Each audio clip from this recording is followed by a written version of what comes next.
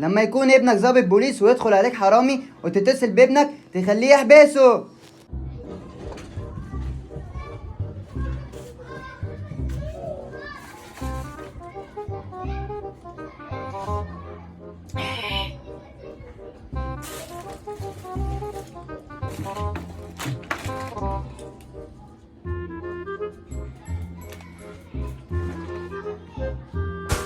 يا نهار اسود، انت مين يا جدع انت؟